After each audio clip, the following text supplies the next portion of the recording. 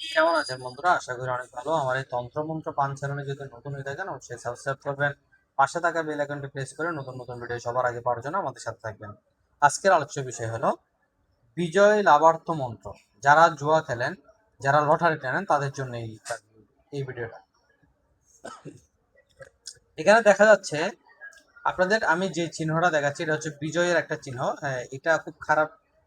এটা আবার অনেক সময় দেখা যায় শুভ চিহ্ন ধরা যায়। এখানে সূর্য আছে, এখানে দুটো সাপ দিয়ে একটা তিল আছে।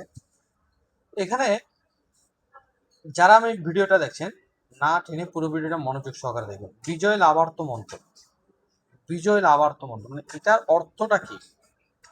যারা নতুন দেখছেন, বাংলাদেশের যে কোনো প্রান্তে এই লটারি এবং জুয়া খেলা বা কাইট খেলা বা তাস খেলার আমরা তাবিজ দিয়ে থাকি।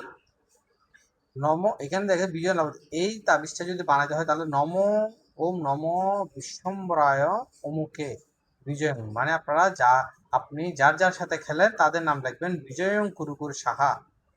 আপনি এখানে ওম নম বিশ্বম্বরায় অমুকেন বিজয়ং করছে, আপনি আপনি যদি খেলেন, আপনি যদি আপনার শরীরে রাখেন তাবিজটা, তাহলে আপনার নামটা এখানে বলবেন অমুকে যাবে। উপরোক্ত মন্ত্রটি 108 বার, 1008 বার জপ করলে সিদ্ধি হবে। মানে আপনি ঘরের মধ্যে কোনো ধরনের গুরু লাগবে না।